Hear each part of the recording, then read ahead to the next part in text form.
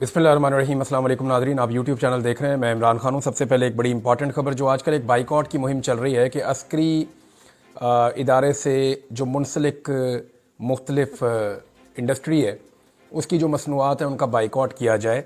और उसमें बहुत सारी चीज़ें हैं, बड़े लंबे चौड़े नाम है। मुझे तो पहले आइडिया नहीं था कि इतनी सारी चीज़ें हैं जो माशाल्लाह से वहाँ तैयार होती हैं। मसनूआत इतनी ज़्यादा तैयार होती हैं, मुझे ये नहीं पता था, लेकिन बहुत ज़्यादा है। इसके पीछे बड़ी मेहनत लगती है और इतना तो किसी ने प्राइवेट सेक्टर में भी कभी किसी ने इतना ज़्यादा काम नहीं किया। लेकिन बड़ा ज़बरदस्त, बड़ा लंबा चौड़ा एक बिज़नेस है जो मैं देख रहा था। उसका जो है वो एहतजाजन जो है वो पाकिस्तानियों ने जो है वो रद्द अमल के तौर पे उनके बकौल के ये, क्योंकि एक पाकिस्तान में सिचुएशन ऐसी है कि मिलिट्री एस्टेब्लिशमेंट से पाकिस्तानियों का एक शिकवा है जो गुज़िश्ता 2.5 साल से चलता चला आ रहा है। इमरान खान साहब की हमायती है पाकिस्तान ज़्यादातर, ख़ासतौर पे ओवरसीज़ पाकिस्तानी। तो वहाँ पे वो रद्द अमल के तौर पे उनका बाइकआउट कर रहे हैं। इमरान खान साहब की जानिब से कोई रद्द अमल अभी तक नहीं आया। मे बी उनके सामने जब ये सवाल रखा जाए तो वो उसके ऊपर कोई रद्द अमल दें या कोई उसके ऊपर बात करें, या हो सकता है कि उनकी अपनी जो एक सिविल नाफरमानी की तहरीक चल रही है ये उसका एक हिस्सा फ्यूचर में बने, या हो सकता है ना बने, या इमरान खान साहब एक डिफरेंट रद्द अमल दें। मुमकिन है वो ये कहें कि इससे कोई फ़र्क नहीं पड़ता, या मुमकिन है कि वो ये कहें कि ये करना चाहिए, या मुमकिन है कि वो ये भी कह दें कि इसको ना किया जाए। ये डिपेंड्स ऑन द सिचुएशन। ये इमरान खान साहब क्या कहते हैं इसके बारे में आप कुछ नहीं कह सकते।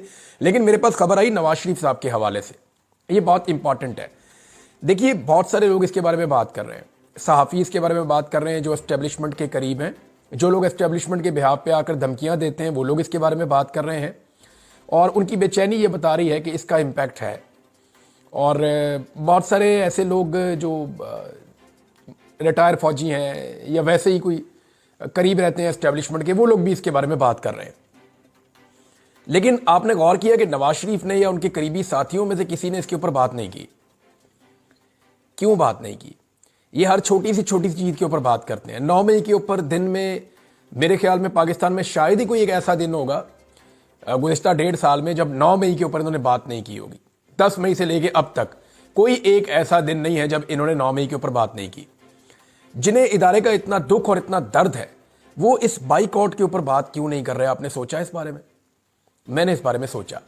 मैंने नून लीग के कुछ करीबी लोगों को छेड़ा, तो मेरे वहाँ बहुत सारे दोस्त भी हैं। जर्नलिस्ट के हर पार्टी के अंदर दोस्त होते हैं। आज भी पीपल्स पार्टी में, PMLN में बेहतरीन लोग मेरे जानने वाले हैं, मेरे अपने सोर्सेज हैं, उनसे मैं खबरें भी लेता हूँ। पाकिस्तान तहरीक इंसाफ में भी सोर्सेज हैं, वहाँ से भी मैं खबरें लेता हूँ। फजल रहमान साहब की पार्टी में भी 2-3 सोर्सेज मेरे हैं और वो भी अच्छी खबर मुझे बताते हैं, उनका बहुत शुक्रिया। लेकिन यहाँ पे जो है वो नवाज शरीफ साहब के एक बड़े करीबी दोस्त हैं, उनको मैंने कहा जी मियाँ साहब क्यों चुप है इस मामले पे? यहाँ पे तो मियाँ साहब को इसको मौके के तौर पे लेना चाहिए था। तो वो हंसना शुरू हो गया। उन्होंने कहा जी आप मियाँ साहब को अभी नहीं जानते। मैंने कहा जी क्या मतलब? कहते जी देखें बाइकआउट किसका हो रहा है। मैंने कहा जी जो फौजी मसनूआत है उनका हो रहा है। उन्होंने कहा जी कर कौन रहा है? मैंने कहा जी जो इमरान खान के हमायती हैं या ओवरऑल जो पाकिस्तानी हैं जो इस सारे सिस्टम से मुतनफ़र हैं वो कर रहे हैं। तो उन्होंने कहा इसमें नवाज शरीफ का क्या जा रहा है? तो मैंने सोचना शुरू किया। मैंने कहा जी आपका अलाइंस है, आपको हुकूमत बना के दी है। तो उन्होंने कहा जी नहीं, अपनी मजबूरी में किया जो उन्होंने किया। नवाज शरीफ भी उनकी मजबूरी है, यानी उनका ये सोचना है। तो मियाँ नवाज शरीफ साहब के बारे में उनका ये दावा था, ये मैं आपको नहीं बता रहा, ये उन्होंने मुझे कहा। उनका ये दावा था कि मियाँ नवाज शरीफ साहब इस मामले पे बोलने का इरादा नहीं रखते और पार्टी की भी एक मानी खेज खामोशी है और वो इसको देख रहे हैं कि कोई रिक्वेस्ट आए, कोई अभी कहे तो फिर हम एहसान जितला के या उसके बदले में कुछ हासिल करके इसको भी वो अपने सियासी मकसद के लिए इस्तेमाल करना चाहते हैं। तो वैसे तो एस्टेब्लिशमेंट के तमाम हमायती जो हैं वो मैदान में आ गए हैं, लेकिन जो सबसे बड़े बेनिफिशरी हैं इस एस्टेब्लिशमेंट के, जिनको एस्टेब्लिशमेंट ने हुकूमत बना के दी, जिनको एस्टेब्लिशमेंट ने जाली मैंडेट दिया, इनके केसेस ख़त्म किए, इनको अवाम की नज़रों में इनकी इतनी सी भी हैसियत नहीं थी, इनको वजारत उज़्मा और वजारत आला तक दे दी, पूरा इक़्तिदार इनके आगे रख दिया, इतना सारा कुछ इनको दिया। और ये जो इतने बड़े बेनिफिशरी हैं वो बिल्कुल खामोश हैं। ये बात वैसे समझ आने वाली नहीं है, लेकिन मुझे जो चीज़ पता चली वो मैंने आपके साथ शेयर कर दी है कि अभी नवाज शरीफ साहब तेल और तेल की धार देख रहे हैं, वो इसमें भी अपना फ़ायदा और नुकसान ढूंढ रहे हैं। दूसरी खबर ये है कि जो 26 नवंबर को इस्लामाबाद के अंदर कत्लेआम हुआ और इस्लामाबाद के अंदर जो सानिया डी चौक हुआ, उसको दबाने की तमाम कोशिशें की जा रही हैं और लगातार की जा रही हैं।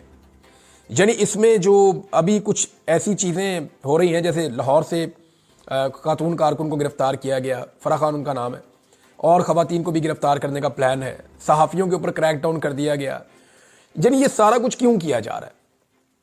ये सारा कुछ इसलिए किया जा रहा है कि सबको अपनी अपनी पड़ जाए, खबरें बदल जाए, फोकस शिफ्ट हो जाए और 26 नवंबर को सारे लोग भूल जाएं। लेकिन इतनी बड़ी तादाद में कभी सहाफ़ी रूपोश नहीं हुए जितनी बड़ी तादाद में सहाफ़ी अभी रूपोश हैं। 2 दर्जन के करीब सहाफ़ी हैं जो अपने आप को ख़तरे में महसूस कर रहे हैं। ये वो तमाम सहाफ़ी हैं जिन्होंने आई विटनेस के तौर पे वहाँ पे रिपोर्टिंग की थी और इन्होंने लोगों को गोलियां लगती हुई देखी भी हैं और इन्होंने बाद में रिपोर्ट किया भी है। अब इन्हें इनके मौक़िफ़ को बदलने के लिए कोशिश की जा रही है। सहाफ़ी जो है वो कोई कहीं चला गया, कोई कहीं चला गया, कोई अपने गाँव में चला गया, कोई किसी और इलाके में चला गया। 2-3 सहाफ़ी ऐसे हैं जिनके गाँव तक में रेड हुई है और इतना कभी भी सहाफ़ियों को परेशान नहीं किया गया, सताया नहीं गया।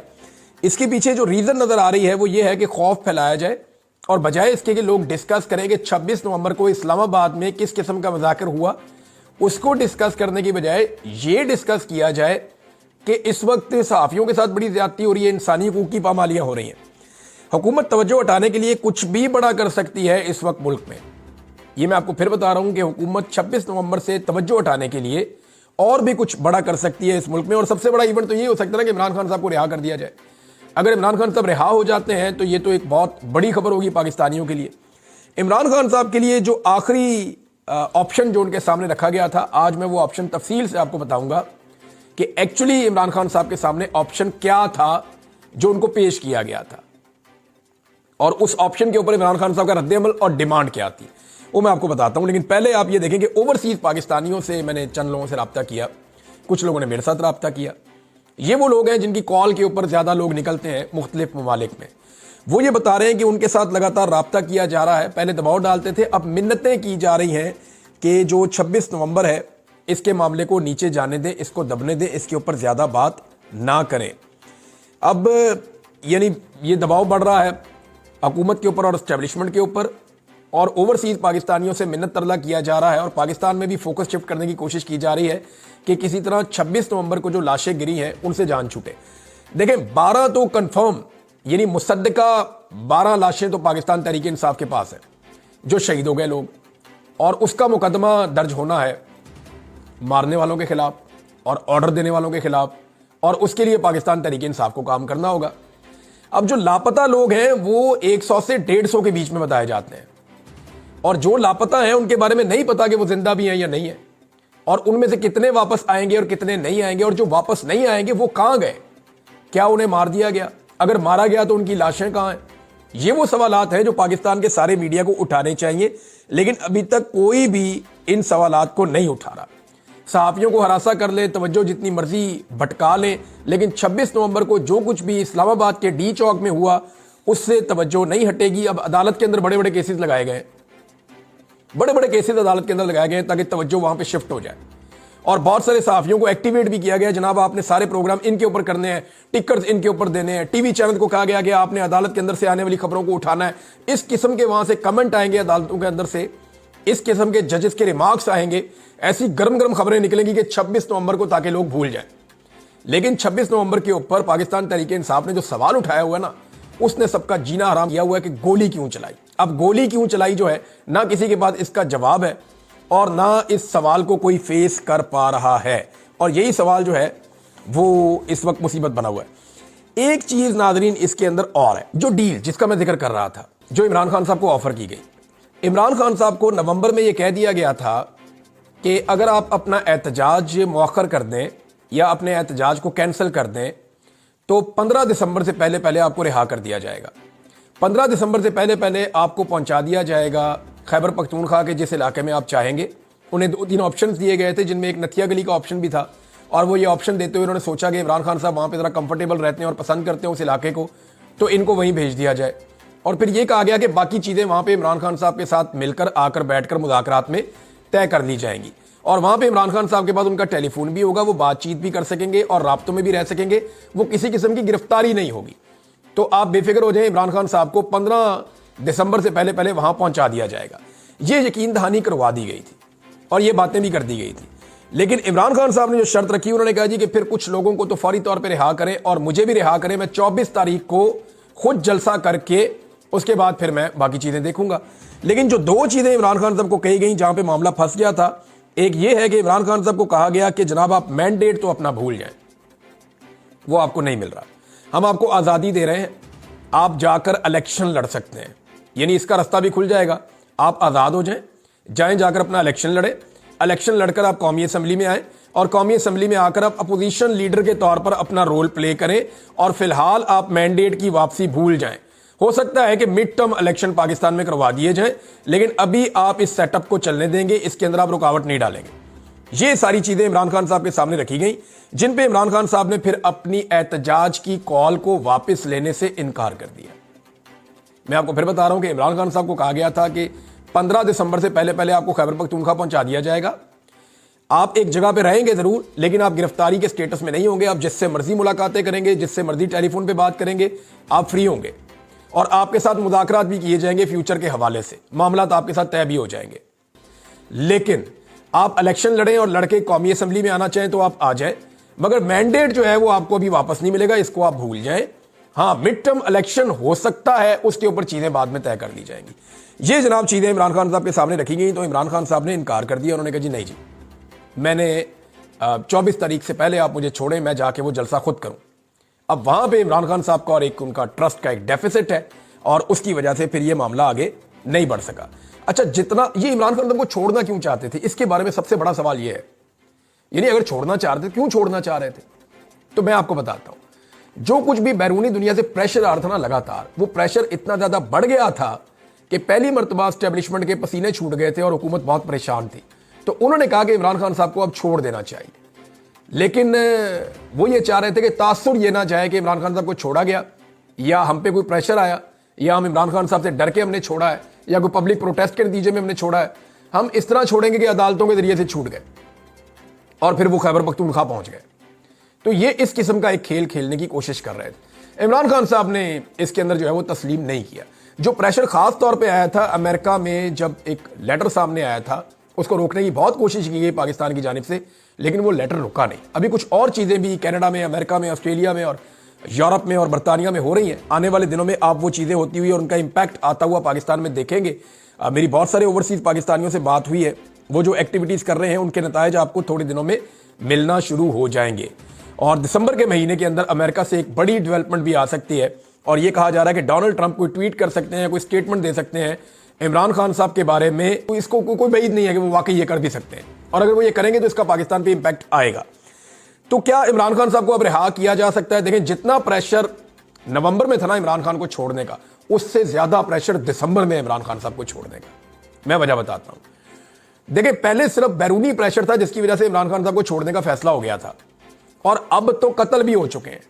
अब जो शहादतें हो चुकी हैं, जो बंदे उनके लापता है, पता नहीं वो जिंदा है या उनकी लाशें गायब कर दी गई हैं, इसके बारे में कोई कुछ नहीं कह सकता। लेकिन जो कुछ भी हो रहा है, इसका प्रेशर पाकिस्तान की एस्टेब्लिशमेंट पे और हुकूमत पे बहुत ज्यादा पड़ा है और वो बहुत ज्यादा परेशान है। लिहाजा इमरान खान साहब को अब अंदर रखना ज्यादा आसान नहीं है। दूसरी बात यह है कि छोड़ना भी पहले से ज्यादा मुश्किल है कि इमरान खान साहब को छोड़ेंगे तो क्या वो कंप्रोमाइज कर लेंगे इन शोहदा के ऊपर? तो अभी तक का जो इमरान खान का ट्रैक रिकॉर्ड है उसके मुताबिक इमरान खान साहब कंप्रोमाइज नहीं करेंगे। लेकिन पाकिस्तान तहरीक इंसाफ का जो ट्रैक रिकॉर्ड है वो बहुत अजीब है। यानी आज जो तारीख है वो, जब आप ये वीडियो देख रहे हैं तो 8 तारीख है, 8 है दिसंबर की, 26 नवंबर का वकूआ है। अब आप देख लें कितने दिन हो गए। अभी तक ना तो पाकिस्तान तहरीक इंसाफ ने कत्लों की FIR जमा करवाई है, ना ही पाकिस्तान तहरीक इंसाफ ने लापता अफराद के हवाले से एक कानूनी कार्रवाई शुरू की है कि जनाब हमारे ये बंदे लापता हैं, हमें जो है वो हम हेबियस की पिटीशन कर रहे हैं इस्लामाबाद हाई कोर्ट में, क्योंकि यहीं से लापता हुए थे। हर बंदे की अलग अलग पिटीशन डाल दें, हमारा ये बंदा लापता है, ये बंदा लापता है, ये बंदा लापता है। एक एक वकील को 20-20 केस देते, सारे केसेस लगेंगे ना, हाई कोर्ट के अंदर केस लगेंगे। ऐसा तो नहीं होता सकता कि सारे के सारे केसेस एक जज के पास लग जाएं। तो सारे केसेस के ऊपर इनको हेबियस की या बंदे लापता होने की पिटीशन डालनी चाहिए जो बंदे लापता हुए हैं। तो अभी तक ना तो तहरीक इंसाफ की कत्लों की FIR सामने आई, ना लापता अफराद के हवाले से कोई कानूनी कार्रवाई इन्होंने शुरू की, ना ही सुप्रीम कोर्ट ऑफ पाकिस्तान से इमरान खान साहब ने रुजू करने का कहा, सुप्रीम कोर्ट ऑफ पाकिस्तान से रुजू भी नहीं किया गया, ना ही CCTV फुटेज को सिक्योर करने के हवाले से या उसको महफूज करने के हवाले से कोई कानूनी रास्ता पाकिस्तान तहरीक इंसाफ ने अभी तक इख्तियार नहीं किया। अब दूसरी जानिब आप ये देखें कि मीडिया वाले बेचारे छुपते फिर रहे हैं। अब देखें, जो बंदे शहीद हुए वो तो पाकिस्तान तहरीक इंसाफ के साथ आए थे ना, मीडिया वाले उसकी गवाही दे रहे हैं, मीडिया वाले अपने मौके के ऊपर डट गए हैं, वो बेचारे छुपते फिर रहे हैं, रूपोश हो रहे हैं, उनके घरों पे छापे पड़ रहे हैं। लेकिन पाकिस्तान तहरीक इंसाफ के जो जिम्मेदारान हैं, जिनकी अब जिम्मेदारी है ये मुकदमात करवाने की और इन सारे केसेस को लड़ने की, वो इस्लामाबाद में खुल के फिर रहे हैं, उनके खिलाफ कोई कार्रवाई नहीं हो रही। तो यहां से सवाल जन्म लेते हैं कि क्या पाकिस्तान तहरीक इंसाफ वाकई में संजीदा है अपने शोहदा के खून के बारे में इंसाफ लेने के लिए। अभी तक जो हम देख रहे हैं, यानी इतने दिन काफी होते हैं, 12-13 दिन हो गए हैं, 2 हफ्ते होने वाले हैं, पाकिस्तान तहरीक इंसाफ ने अभी तक अपनी FIR नहीं करवाई। अभी तक वो तहरीरें ही सामने नहीं आ रही, इनकी कोई एक्टिविटी ऐसी नहीं की जिसमें ये इंसाफ लेने जा रहे हो।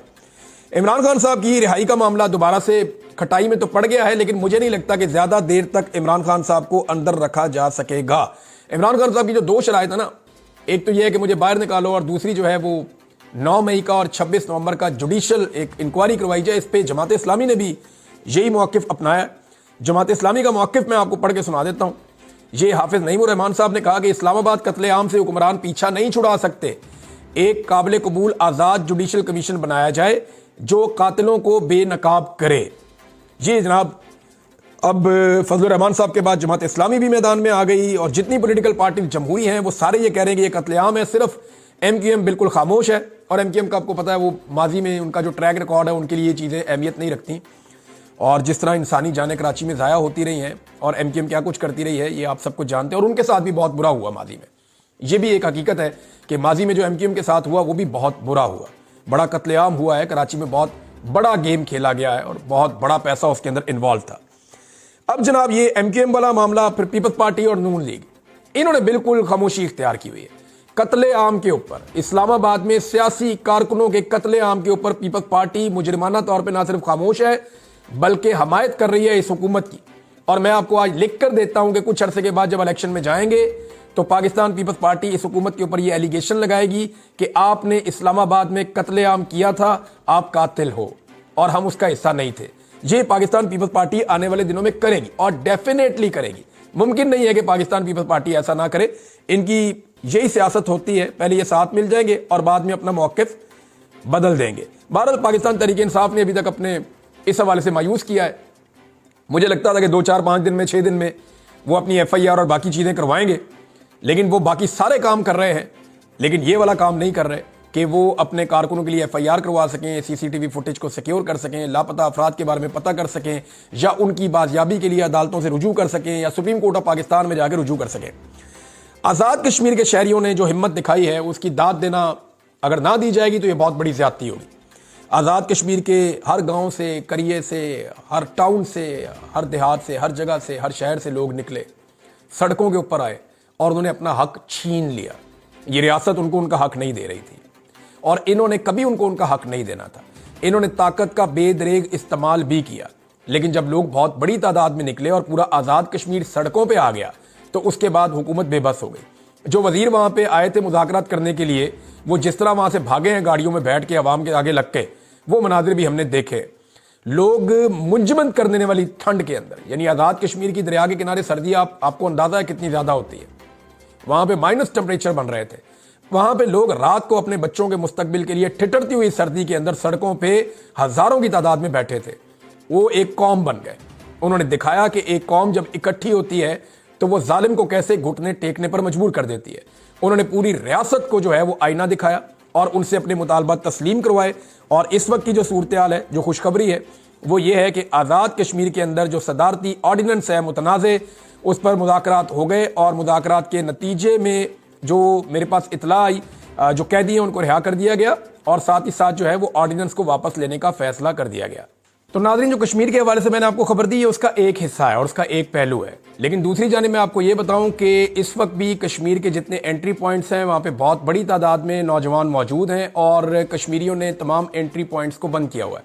और वजह यह है कि उनके मुताबिक उनके साथ धोखा किया जा रहा है। अब हकीकी खबर क्या है ये हमें अगले चंद घंटों में पता चल जाएगा कि वहाँ पे खेल क्या खेला गया। क्या वाकई कैदियों को रिहा करके ऑर्डिनेंस वापस ले लिया गया और जो सब्सिडी जिसका वादा कश्मीरियों के साथ किया गया है वो वादा पूरा किया जाता है या नहीं किया जाता। ये तमाम चीज़ें हम चंद घंटों में रिपोर्ट करने के काबिल हो जाएंगे, लेकिन वहाँ पे कुछ ऐसा खेल खेला जा रहा है जिसकी बुनियाद पे कश्मीर की आवाम एतबार करने को तैयार नहीं है और वो बदस्तूर ठिठुरती हुई ठंड के अंदर सारी रात वो सड़कों के ऊपर मौजूद रहे हैं और वहाँ पहरा देते रहे। अब देखते हैं कि आगे इस मामले का क्या बनता है। अब तक के लिए इतना ही। अपना ख्याल रखिएगा, अपने चैनल का भी। अल्लाह हाफ़िज़।